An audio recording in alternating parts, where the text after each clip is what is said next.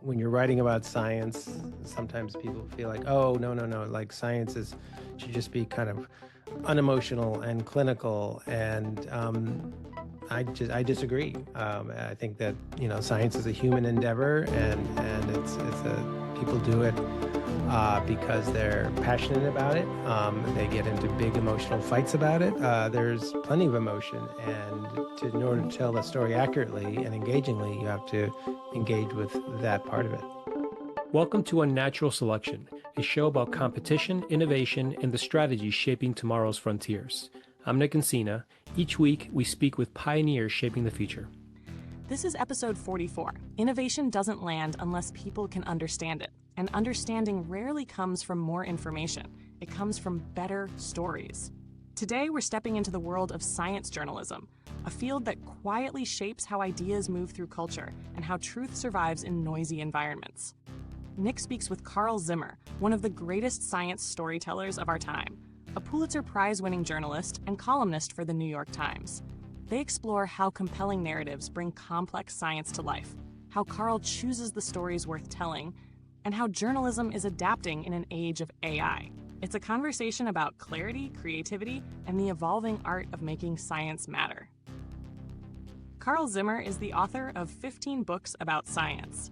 His latest book is Air-Borne: The Hidden History of the Life We Breathe. Zimmer writes the Origins column for the New York Times. His writing has earned a number of awards, including the Stephen Jay Gould Prize, awarded by the Society for the Study of Evolution. During the COVID-19 pandemic, he contributed to the coverage that won the New York Times the Public Service Pulitzer Prize in 2021. 3 of his books have been named Notable Books of the Year by the New York Times Book Review.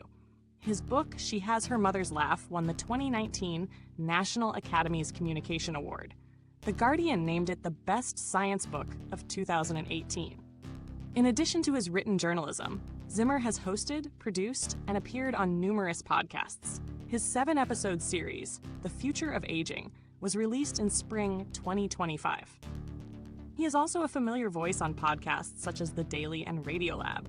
Zimmer is professor adjunct at Yale University, where he teaches writing. He is, to his knowledge, the only writer after whom both a species of tapeworm and an asteroid have been named. Let's go. Carl, welcome to Unnatural Selection. Thanks for having me.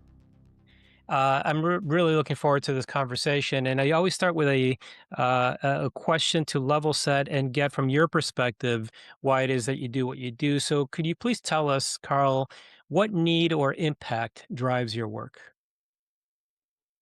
I am, trying to sort of take in the incredible advances and changes that are happening in the world of science, particularly in biology. And I think there's a need, among the public at large to understand what's happening. And I'm trying to meet that need by telling stories. Excellent. And I have to take a step back because I'm really curious. What's the story behind the tapeworm and the asteroid? um, the tapeworm is the result of my writing a book called Parasite Rex, and that was a book where I was making the case that parasites were neglected. They had this reputation for being freeloaders and being unimportant, when in fact you could argue that parasites are the most successful life form on Earth, and they're certainly quite sophisticated, and we could learn a lot from parasites. And so there was a graduate student named Carrie Filer who she reached out because she said that she had, read the book when she was in college and realized, oh, I could actually like do this as a scientist, and so she went off to get her PhD in parasitology. And part of her PhD was describing several new species of tapeworms, and so she did me the very kind gesture of naming one of them Acanthobothrium zimmeri. And yeah, so that was very cool. The asteroid, just somebody who looks for new asteroids just reached out one day and said, "Hey, guess what? I named an asteroid for you." And I said, "Oh, thank you." So Well, I'm that hoping that at some point we discover a nice, cute, fuzzy mammal that you can be named after, because those are two things that typically terrify human beings. yeah, well, I mean, that may sort of speak to kind of my interests in science. That science goes way beyond sort of the cute and the fuzzy to all sorts of things that are sometimes frightening, but always surprising. Yeah, I mean, I've taken a look at your books, and obviously you've written 15, which is extraordinary. And the topics, they definitely delve in science, but they're quite diverse, right? From evolution to genomics to parasites, how you mentioned the microcosm. Um, so when you think about when you're thinking about writing, how do you decide what makes a science story worth telling? Well, it sort of depends on the format. So for books, there I'm looking for a really big story to tell. I mean, something that really warrants 80,000, 90,000, 100,000 words, and often that's a story that makes a big difference to how we look at the world, but also has a lot of history to delve into. And then at the other end of the spectrum, when I'm writing a newspaper article for the New York Times, that might be 800, 1,000 words, sometimes longer, but short. And so, there you want to figure out the kinds of events that you can report on that uh, that are significant in one way or the other. I mean, that doesn't need to be, the cure for malaria, but, maybe in some field, somebody has discovered, let's say, a fossil that kind of changes how we think about the evolution of some group. And yeah, and so, I personally have a temperament where I like to sort of move around from one field to another, and the nice thing about writing about biology is that that really gives you an incredible range, a scope. And so I will one day be writing about a fossil of a dinosaur with feathers, say, and then the next day I might be writing about astronomers who are looking at a planet orbiting another star, trying to figure out from its atmosphere if there's life on it. And so, there's very different realms of inquiry, but they really they they follow a lot of the same principles, even as different as those stories might be. Mm. Do they typically does the seed of an idea start with public relevance or personal curiosity, or a combination of things? Well, I would say for newspaper articles, I'd say a lot of that is tied to the publication of new studies. So, if there is a big paper coming out in Nature, we'll get wind of it, and then we'll decide whether one of us is going to write about it or not. So there, it's like these things are out there on the horizon, and we decide whether to write about them or not. Uh, it, for books, there does need to be more of sort of a personal curiosity. I mean, it has to speak to me because I'm going to be the one working on it for a year or 2 years, maybe 3 years. And so it needs to be something that really is going to keep me eager, to get up in the morning and get back at it. And so an example is my most recent book, Air-Borne. That had a seed in the pandemic, which was I was reporting with my colleagues about the new science of COVID. Is a new virus, is behaving in some unusual ways, and scientists are trying to make sense of it. And was really fascinated and a little perplexed by the fact that it was so hard to agree on how it spread. Mm. And, so initially we were, wiping down our groceries and things like that because there was this idea that they spread through contact or very short distances. So if you just kept 3 feet away from someone, you'd be fine. And the reality is that COVID is airborne, which means that it is a disease that can spread through the air, kind of like smoke. It can go long distances, and in a poorly ventilated space, it can infect a lot of people. And that was so interesting to me, and that as I would talk to people who were involved in the debate, I discovered that there was a whole history to this field, and this field had a name, aerobiology, which I didn't really appreciate, and, that just opened up all these doors, and I just started learning so much about, um, scientists who did really important work, many of whom have just been, just lost to our collective memory, so it was really exciting to rediscover them.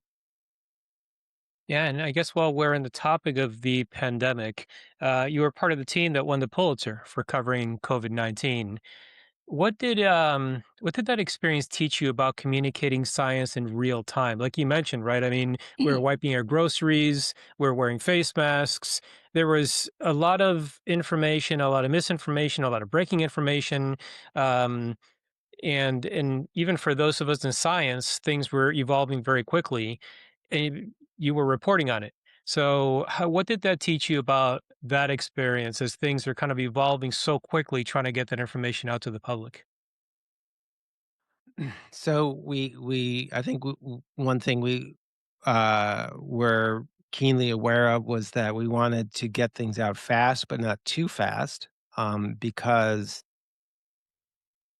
something that might seem really tremendously important might actually not turn out to be the case, and that's okay. I mean, that's, when, that happens in general in science. Science evolves, but this was happening so quickly. And, you also had a,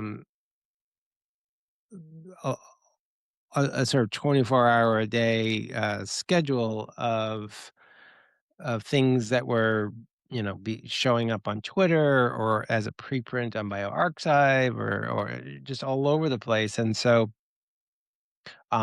we were, figuring out how we could, determine if these stories were in fact legitimate, and then how to get them out quickly and write about them clearly. But then, we also had to be ready to turn around and say, okay, what we told you about last month, that doesn't look to be the case now, and or there's a new wrinkle to this.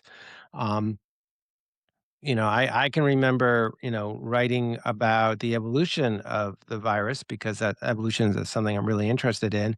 And I had so many experts saying, this is a coronavirus. Coronavirus has evolved very slowly. This is not really going to be an issue.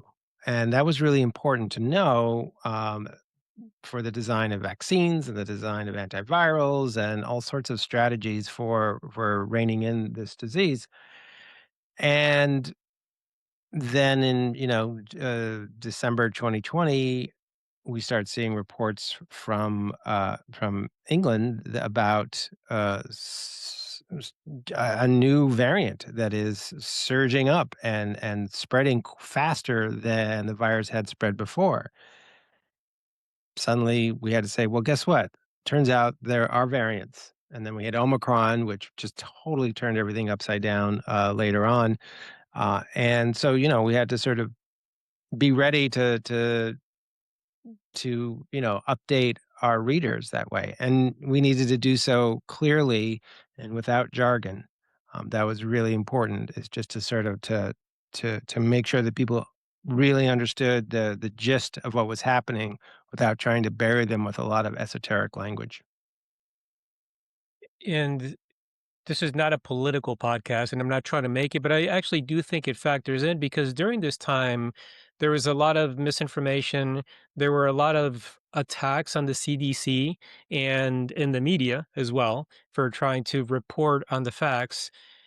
Did that affect how you reported in any way? Did it make you second guess, "Oh, should we put this out there? Should we not?" Because the environment was a little bit hostile, or did you just focus on your work and say, "We need to report the facts as they are"?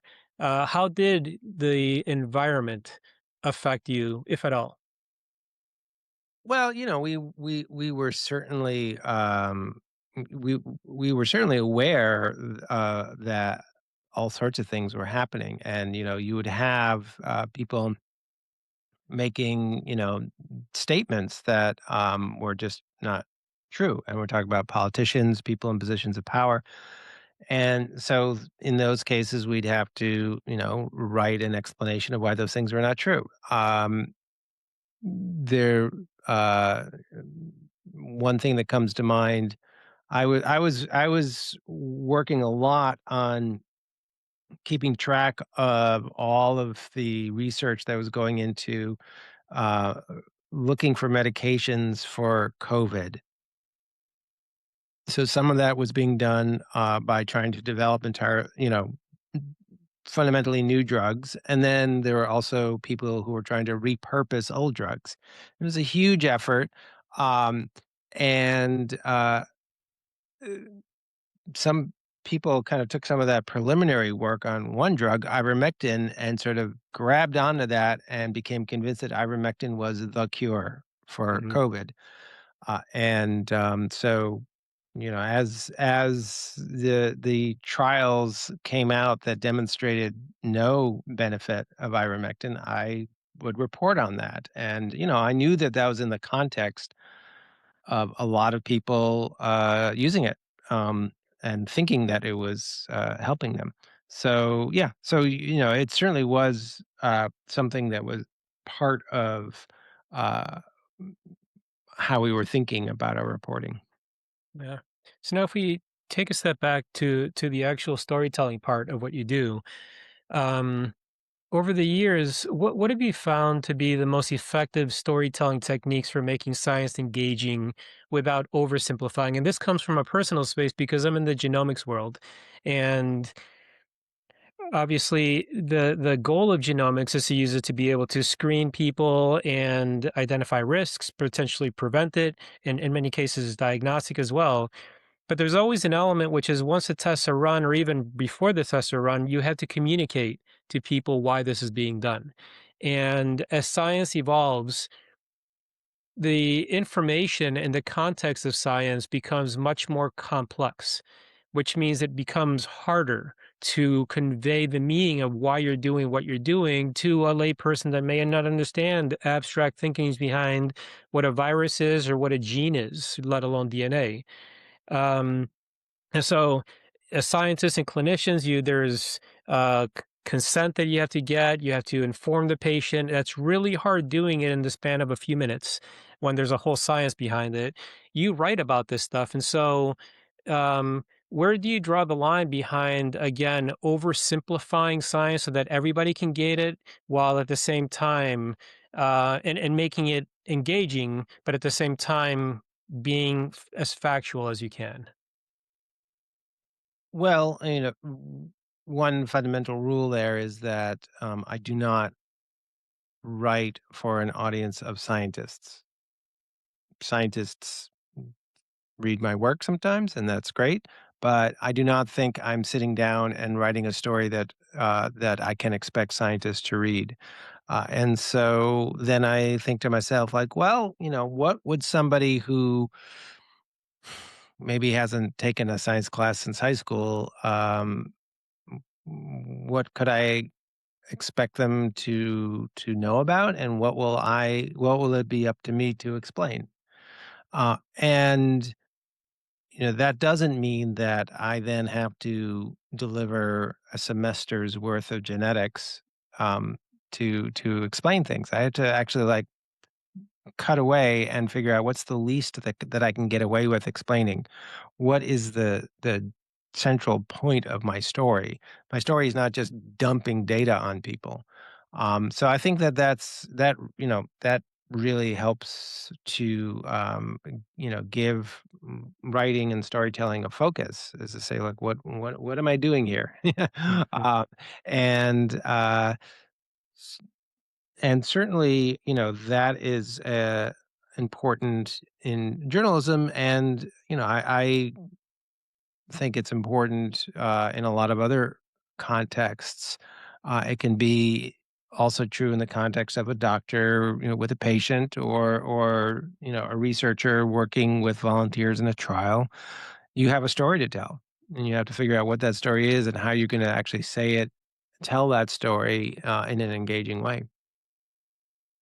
Speaking of engagement, so as you write, obviously there's the context and the story behind what you're writing. And at the end, when you put out a book, let's say, for example, the goal is to get the information into as many people's hands as possible. But then what that means is you're competing with other books or other forms of attention for getting to as broad of an audience as possible. And so when you think about, and we talked a little bit about what goes into the stories that you choose, but then you also have titles that hopefully draw the attention of potential readers, and you've got really compelling titles, from She Has Her Mother's Laugh, to Airborne, obviously, as we've spoken about, and Parasite Rex. So you have titles that kind of capture the imagination. But if we can unpack that a little bit, when you think about trying to engage readers and capture their attention and then take them through a journey that is partially scientific, maybe partially emotional as well. How do you think about putting the whole package together? How do you make it so that a Carl Zimmer book stands out among the other ones, captivates somebody enough to pick it up, and then eventually go through and reading the whole book? Well, I try to write books, I guess, that I maybe myself would enjoy reading. And that doesn't just involve learning something new, but also to be sort of carried along in a story. And there are a lot of important ingredients to successful stories. One of them is that stories have characters, and those characters do things and they say things. And that may sound like I'm stating the obvious, but those are actually like really important fundamental aspects of storytelling, and are really hard. And they I struggle with them every day. And I think if people are just getting into this kind of thing, that's the sort of stuff that can prove to be something you really have to work hard to learn about. So when I'm interviewing people, I listen very carefully to the words that they're telling me, and I'm thinking like, what would be a great part of what they're saying that I could quote, like something that really like has an amazing metaphor in it, or just really drives home some point. Um, what is the emotional tenor of what I'm writing about? Like what is it like to live through a pandemic? Like how do you survive it, and how do you feel? Um, those things are important, and sometimes people feel like that's when you're writing about science. Sometimes people feel like, oh, no, no, no, like science is should just be kind of unemotional and clinical. And I disagree. I think that science is a human endeavor, and it's a people do it because they're passionate about it. They get into big emotional fights about it. There's plenty of emotion, and in order to tell the story accurately and engagingly, you have to engage with that part of it. I completely agree with you. I mean, I've been saying for a long time that scientists would help themselves by being better storytellers. And I've interviewed a lot of people through this podcast, and a thread does come out about storytelling, how important it is in motivating teams and moving nations. That storytelling has proven to be one of the most powerful tools in motivating people. And I do think that scientists often, because they try to stick to the facts and be dry and very factual, they miss the part about you're not just delivering facts to people, and especially if you're well, if your audience are scientists, that's one thing. If your audience are lay people, you want to deliver facts, but you also want to move the spirit. You want to move the heart, so that they actually kind of relate to your story, right? And um, and I think there's a lot to be said for popularizing science in a way that people can relate, and you kind of see it also in a lot of the misinformation that's out there. Misinformation around masks, misinformation around vaccines, misinformation around genomics, and I think that it's a hard fight to win when sciences are being very dry and factual, and then the misinformation campaigns are attacking science with stories that go after the heart or minds or fear, that are a little bit more relatable than facts. And so I do agree, and I think that there's a lot that could be learned in the scientific community by telling a better story. Yeah, and I do agree about that in terms of misinformation and, because, uh, playing on people's emotions, playing on people's fears, can be a very effective way to get people to buy into something that isn't, even if it isn't true. And you can see that in the kind of rhetoric that people use, the kind of stories that they tell, like, "Oh, here is this." Here's this, here's this harmless innocent child, and here are these sinister people who want to force a vaccine on this child, and now the child is hurt, and isn't that terrible? And why would they do that to your child? And I mean, it's all very emotional, and it can be frustrating to the for people who are trying to demonstrate that, vaccines do in fact save millions upon millions of lives. Vaccines do not cause autism. Like, what do sometimes what you've got, as a scientist might be a graph, like, look, here's the placebos and the treatment group. And like that, there may not feel like there's like a lot of emotion there. But the fact that vaccines do save lives, I mean, there's a story to tell there, and so I would say that just because people are using stories to spread misinformation doesn't mean that other people shouldn't try to understand how to tell stories too. Yeah. And you've written deeply about evolution, which is compelling to me, obviously, for the whole context behind this podcast. Um, Not just as biological processes, but as a way of understanding change over time. And has that perspective shaped how you view the evolution of journalism itself over the past few decades? How do you think about what's been kind of gained or lost, and what has allowed good scientific journalism to persist or adapt in such a rapidly changing environment, from the internet, obviously AI affecting things nowadays, um, podcasts, all the various different media? How is journalism changing, especially in your career? How have you seen the evolution happening over the last few decades? Yeah, I happened to start a career in journalism, kind of at the end of that 20th century print format, a time where newspapers could be um, quite profitable and have really large staffs that included people who specialized in lots of different things. And yeah, looking back on that now, I started a magazine called Discover, and which had a huge circulation back then, and now it's just a kind of a shadow of its former self. And meanwhile, you have so many other media for telling stories about science that are out there. Um, so, I have tried as best I can to explore these things as they come up. And, sometimes things seem like they're the future and then they're not. Or, like their blogs, for example, in the early 2000s were really mind blowing to a lot of people. And People thought that like blogs in that form were going to be the future of science writing, science journalism.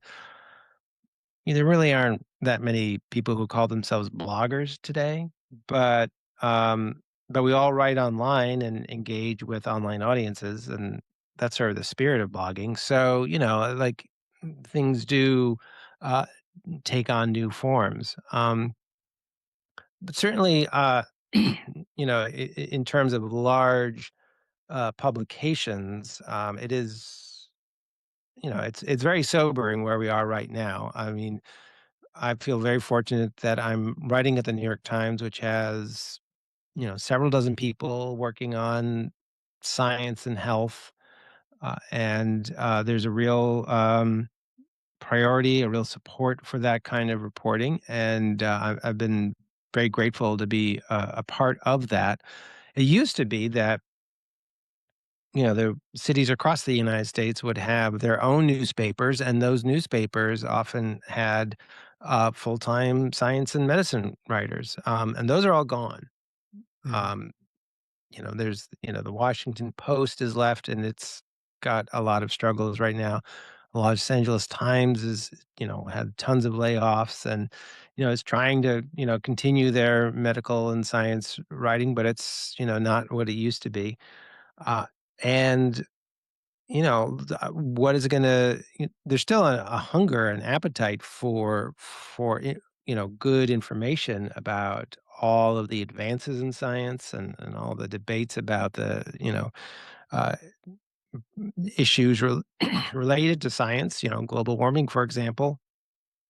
And certainly, like, it does seem like, there's a sort of a dispersion into newsletters and podcasts and so on, which are smaller, uh, and form kind of a mosaic of journalism. I don't know where we're going to end up in 10 years from now.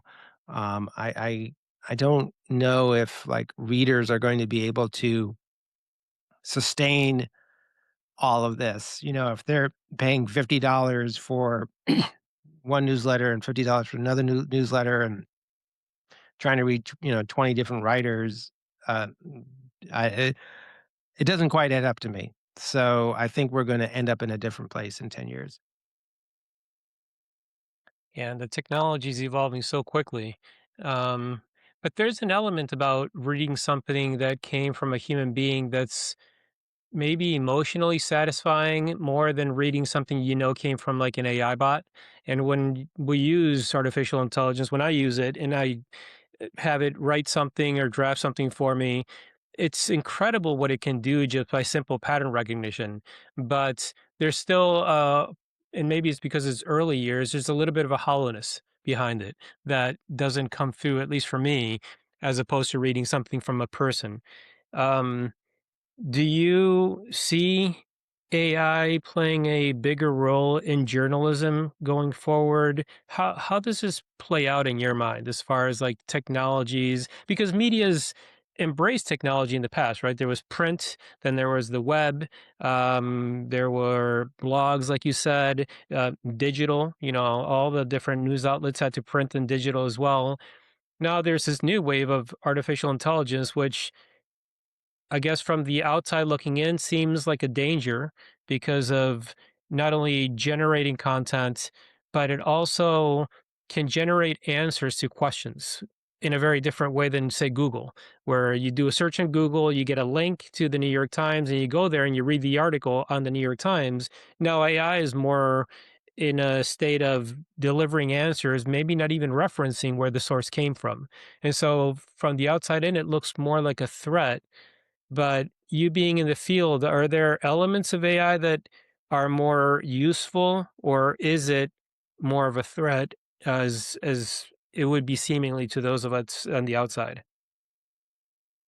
Well, I mean, I should be, clear about where I'm coming from. I'm coming from a place, where I am a writer, and I have been writing for 30 years, and I've written a number of books and lots of articles.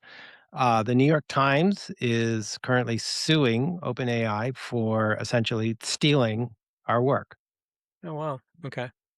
Where this is a major lawsuit, and this is not private by any means. You can read Mhm. about it in the New York Times. They did. The newspaper contends that OpenAI didn't infringed on the newspaper's copyright. Did not ask permission to basically grab lots of material. I am the author of 15 books. I know that most of my books were scooped up by Meta and also by OpenAI, I believe, probably Anthropic, um, along with hundreds of thousands of other books by other authors. I was not asked for permission, so they stole my copyright again. So, like to me, like I think that the dazzle and the excitement about AI currently is overlooking the fact that it depends on the work of thousands, millions of people who actually did the work. And I'm also thinking about artists as well. I think that we're going to have to come to terms with this, and the what these companies that are now fabulously wealthy actually owe to the people who made the stuff that they took. This is a real threat. Not ju- This is a threat to journalism and to writing in many ways. I think because not only are these companies, I would allege, and the New York Times alleges, taking this material without getting permission or without using the copyright, but also um, they are then using that to then generate answers that people have uh, when they go on to the internet.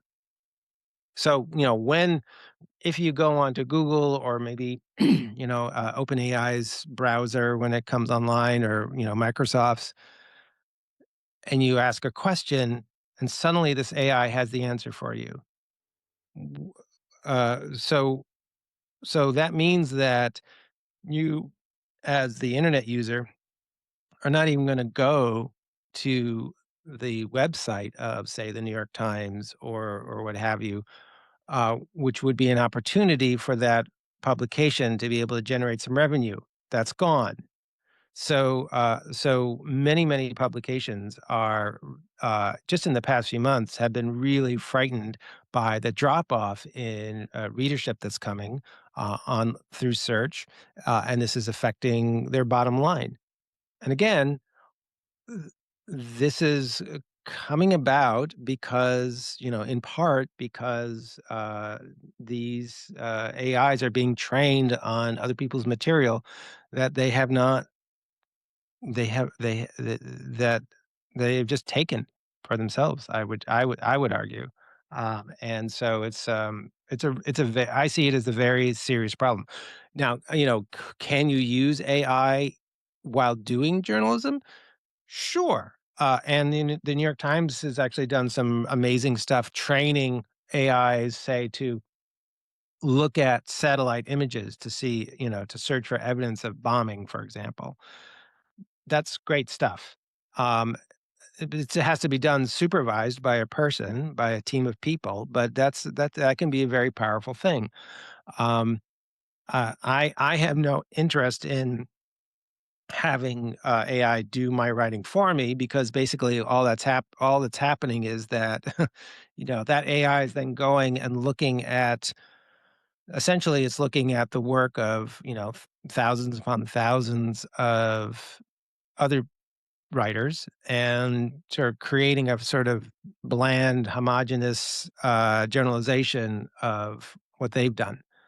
I'd like to write for myself. Yeah, I mean, it's definitely a form of plagiarism at the very least, if not, like you said, full out theft. And and it's scary to think about the direction that it's going because not only does it then obviously significantly negatively affect fields, entire fields in industries like journalism, it demotivates entire generations of people that would be interested in writing as well. Because, the moment you put your stuff up on the web, it's going to be scraped up and no references given. And then you just make some AI bot smarter. And then on the flip side, well, not the flip side, on the other end, it makes people dumber too, because it's been shown that people that overuse AI think less because they're just having this system kind of digest information for them. And so I do believe in everything that you said. And I believe that as a society, we're going to have to come to terms with how AI, responsible AI, is deployed and how it's used. Nobody's going to put the genie back in the bottle, but we have to think about how the industry of artificial intelligence coexists with other industries that are just as necessary for society. Um, Well, I think all I would add to that is that that thinking about serious thinking and serious action about responsible AI probably should have begun 5 or 10 years ago. And so, if we're at this point now where Meta just decides to to take millions of pirated books because they can't be bothered to figure out how to pay for it. Um, Clearly, like there's a huge gulf between ethical AI and what's happening right now. I totally agree.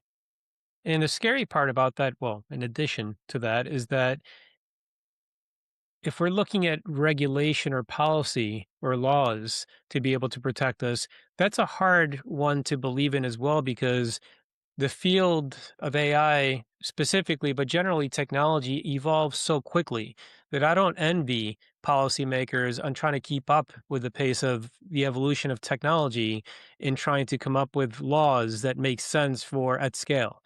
And so it's almost like, how do you defend yourself? Do you then, like you, for example, if you're writing a new book, how do you think forward about how to protect that new book? Now, having the experience of Meta consuming your old books, are there things you can do to now protect it while at the same time making it as accessible as possible to the audience you're trying to get to?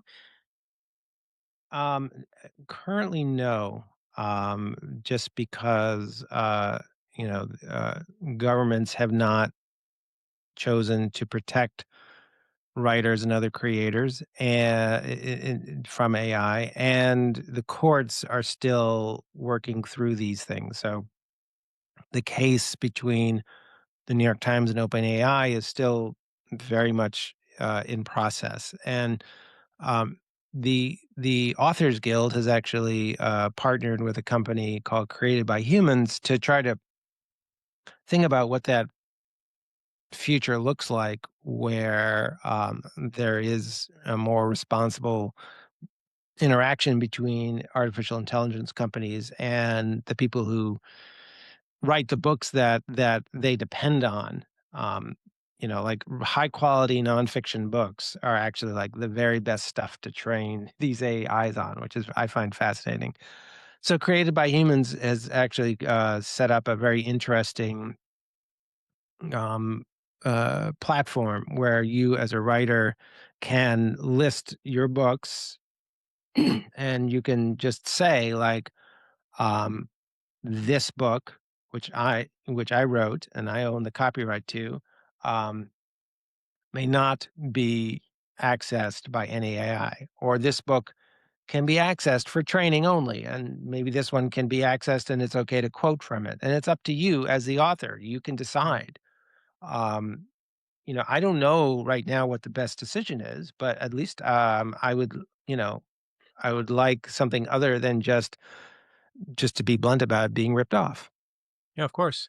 And then there's the added factor of, um, will those rules effectively that you're talking about that an author can define for their work, will it be followed and adhered to by these companies like Meta and others? And even if they do, will it be adhered to by companies that are not even US based, like maybe in China, who uh, have equal access to the information, but maybe don't worry about copyright law or U.S. laws in general. Well, you notice how YouTube can knock off like a movie clip or a piece of music in like it seems like seconds. Yeah. Like they are able to recognize, material that infringes on copyright really fast. They can do it when they want to do it. So when these AI companies say, "Oh no, this is too hard. We couldn't possibly figure out how to solve this problem," I just don't buy it. Because these are companies that have tens or hundreds of billions of dollars, and you don't need to you need just a fraction of that to get to create systems that can enforce things like copyright. Oh, I completely We agree. see that in action. So uh, now, is there an issue with piracy in other countries? Well, yeah, but that's not a new problem, and there have been a lot of solutions that have been developed over the years, and I'm sure there will be new ones, and there will, international agreements and so on, like that. That to me seems like uh, a secondary issue. The primary issue is getting these gigantic companies to really like come to the table and really acknowledge what's happening.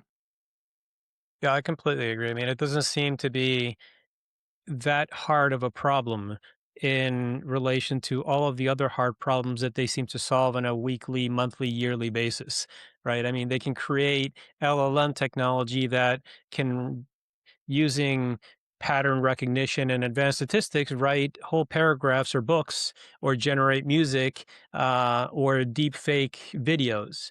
And for them to then say, "Well, we can't solve the problem of distinguishing between something that's copywritten or not," seems like a stretch, right? I think if they dedicate the resources, it's a solvable problem. Hmm. Hmm. So we covered obviously innovation on scientific journalism from your perspective, from the topics you choose, the storytelling, the titles. We covered competition right now, so I kind of see this AI as a form of very fierce and um, eh, troublesome competition. If we think about what you do, also part of your life is also as a professor, so you teach writing at Yale, and you see these young minds that have a passion for this, right? I mean, you're doing this because you have a passion for what you do, and clearly you choose stories because they strike a curiosity in you, and like you said before, the stories that you choose, especially for a book, they have to move you personally because you're going to dedicate a year or more into these topics. So, what do you say to people that, your students or others, that despite all these things that we see and the challenges in journalism, they still believe in telling that story, they still believe in getting the facts out there, and they want to dedicate themselves to this? We've covered obviously some of the challenges and the evolution from paper to web and podcasts and video and other media. We're talking about some of the challenges, especially imposed by AI generated answers and scraping of information. But how do you see the future of science journalism taking shape? And then how do you convey that to students and people that are want to get this message out, and they have to consider how they do so in an evolving landscape that is very quickly taking shape year to year? So I do meet lots of people, students, both undergraduate and graduate, who are really interested in this. And some of them are might be thinking about going on into journalism, but plenty of them don't, and that's okay because if you are a doctor, you need to know how to communicate with your patients. You need to listen to the stories that they tell you. And if you, say, are become a research scientist and you become prominent, you may want to become a sort of public intellectual where you're like, sharing your opinions on important matters, by and writing opinion pieces or being on TV, like, and you have to again be thinking about the language that you're using. And I just I encourage people. I take a very big tent approach, and tell people like you can go in lots of different directions, and there are all sorts of things that didn't exist when I was starting out. Like you mentioned podcasts, for example. This podcast, we're talking to each other with really wonderful, powerful, sophisticated audio equipment, and we're not even in the same room. And this is, the fact that you're going to be able to make a professional grade podcast out of this is fantastic. So, I want to, encourage people to experiment and to try different formats that might appeal to them. But I do think that, everybody does need to start with the fundamentals, like, so in my class, I might just say to students like, okay, like just pick something having to do with science or technology or medicine in our lives and explain it to me, in 500 words, 600 words, just with simple language, just explain it. How does it work? How does Wi-Fi work? Tell me how Wi-Fi works, and, then to start to talk about, elements of storytelling and, real basic stuff like, don't use the passive voice and make sure that each paragraph has a reason that it comes after the previous one. Things like that. Those things still matter, and you need to understand why they matter. It's one thing to just dump some information into Chat GPT and say, tell it, write me a story. Sure, it can write you a story, but if you look at that story, do you understand why it's working or not working? So that's why, I really, really focus on those basics with students. Well, when I think about the field, obviously it's facing big headwinds, but I think it's a solvable problem. I also think that if removing ourselves from the situation, I think it's a problem that has to be solved as well. Storytelling, again, is just so important. Sharing facts, getting information out there, educating the public, all those things are such human traits by humans for humans. I think there's a place for AI. I don't think it's a replacement for humanity and deep thinking and generating of original ideas and original concepts. And so I'm hopeful that we can come to a solution sometime soon because, um, it would be a shame to lose bright minds that are really eager to be able to do this and do so for fear of a field that's in flux right now. But with all this, I think this has been a fascinating conversation for me, Carl.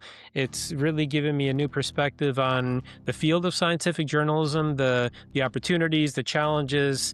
I do think that the multimedia that we talked about, podcasts, blogs, prints, all the different formats out there provide a different element and a multidimensional way of getting stories out there as well, which is really exciting. Um, but I want to thank you for your time. I want to thank you for all of the work that you've done. I mean, you have such a decorated and wonderful career and 15 books, all of which look very, very fascinating. I've read a few of them. It's been an honor having you here and a privilege learning from you in this last hour that we had together. So I want to thank you for your time, and I hope that we can catch up again sometime soon. Great. Well, thank you so much for having me. I really enjoyed talking about all these different issues. Thanks so much. That was Carl Zimmer. Now, unnatural signals. What Carl kept returning to was something deceptively simple. Attention is earned, not assumed. The signals that we're archiving are: storytelling is a competitive mode in a world drowning in data. Metaphor and the emotional tone are how complex ideas actually stick. If you can't explain something simply, it won't travel, no matter how important it is. And finally, the tension between human creators and AI isn't just legal, it's cultural. This wasn't about simplifying science. It was about respecting the listener enough to bring them along. Thanks for listening to Unnatural Selection. If you enjoyed the episode, subscribe, leave a review, and share it with someone shaping the future. Explore more at unnaturalselection.net and connect with us on LinkedIn and Facebook. Until next time, keep evolving.